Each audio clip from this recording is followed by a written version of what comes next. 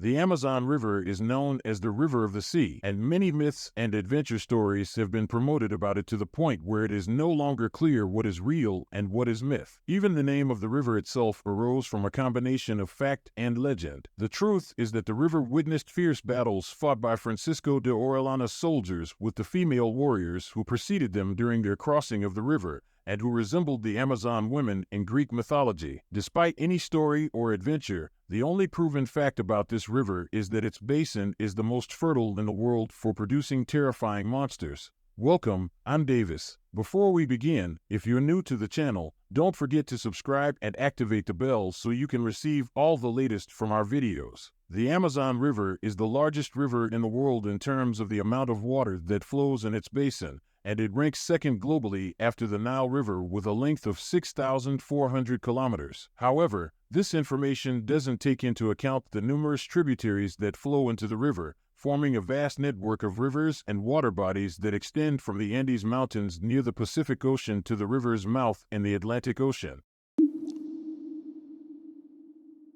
Due to the large number of tributaries, we do not know the main source and mouth of the river definitively, and therefore the length of the river mentioned above is subject to change, with some sources suggesting that the true length of the river is 6,900 kilometers. If this were confirmed, the length of the Amazon River would exceed that of the Nile River by at least 200 kilometers. The challenge that researchers always face in determining the source of the river is due to the massive amount of water in the river, which forms powerful currents that change the waterways and the geography of the area. Therefore, obtaining accurate measurements of the Amazon River is an extremely complicated matter. There are more than 1,000 tributaries, including 6 that exceed a length of 1,600 kilometers, making them 6 major rivers. The largest of these tributaries, known as the Madeira River, reaches a length of approximately 3,200 kilometers, and alone is classified as one of the top 20 longest rivers in the world. In addition, the world's largest river island is also located in the Amazon basin, which is Marajo Island, located in Brazil,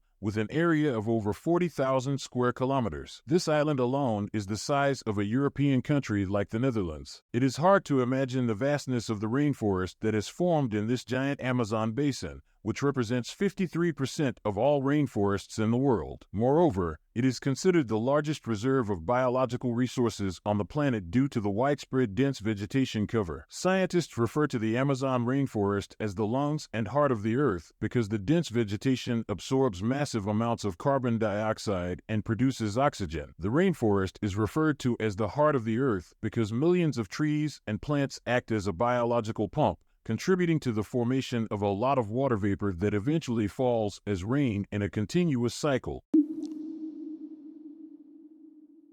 For thousands of years, ancient civilizations have settled on the banks of rivers because water is the lifeblood for all living creatures. There is a direct proportional relationship and a well-known equation between water and life. If there is available standing water, it will provide fertile soil, thus providing an environment for plant growth either through human agriculture or even through the air, which carries seeds to impoverished areas in the forest.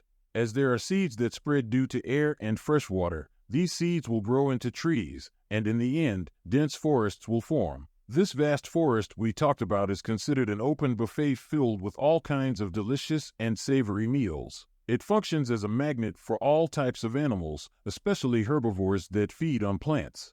Additionally, it attracts birds, insects, and other small creatures, which in turn draw in predators that feed on them. This incredible diversity of creatures is all present in one isolated region throughout history, previously known as the New World, and currently referred to as the Amazon rainforest. Regardless of the number of humans who inhabited the region from the beginning of human history, their population was very low compared to the numbers that emerged later. Therefore, we can say that humans in the Amazon region had little to no impact on the environment of the animals, which led to an increase in the growth rates of living organisms. Even after the discovery of the New World, the Amazon River, and its forests, human populations remained very low until today, where the entire area has been transformed into a natural reserve that the world is interested in.